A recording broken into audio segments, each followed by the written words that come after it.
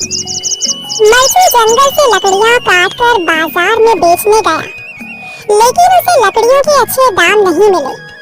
इस पर मरचू ने कहा, अरे भैया, इतने कम पैसे?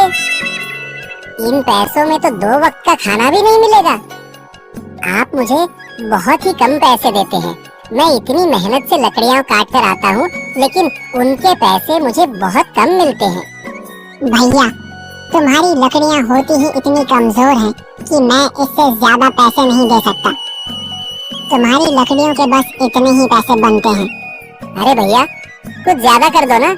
वो क्या है ना कि इन पैसों का तो कुछ भी नहीं आता। मैं अपनी जिंदगी कैसे गुजारूंगा? भैया, तुम जाकर अच्छी लकड़ियां लाओ, तभी इन लकड़ियों का अच्छा दाम मिल पाएगा, वरना इन लकड़ियों का तो यही दाम है।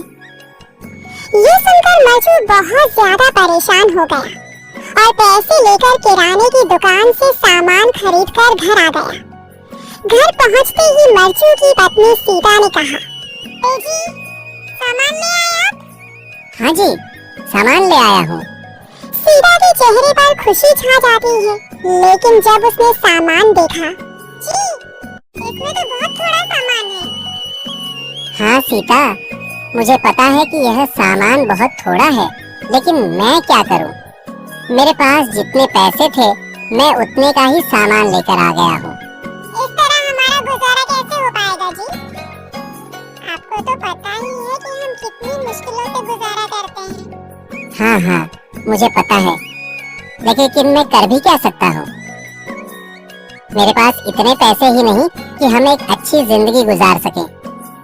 इतनी मेहनत कर रहा हूँ, लेकिन फिर भी मेहनत का फल नहीं मिल रहा। इतनी मेहनत से अच्छी लकड़ी काट कर आता हूँ, लेकिन मुनासिब दाम नहीं मिलता। मैं तो बहुत परेशान हूँ। क्या करूँ? कहाँ जाऊँ? अरे जी, आप परेशान न हो, आप कोई और काम देख लें।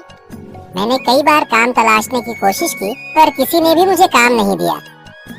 ये सुनकर सीता भी काफी ज्यादा परेशान हो गई। मरचू से सीता की परेशानी नहीं देखी गई। उसने अपनी पत्नी सीता से कहा, मैं फिर से जंगल की ओर जा रहा हूँ। अरे जी, अभी मत जाइए ना, वैसे भी शाम हो रही है। आप कल चले जाइएगा, अभी मत जाइए। ठीक है, अगर तुम रोक रही हो तो मैं नहीं जाता।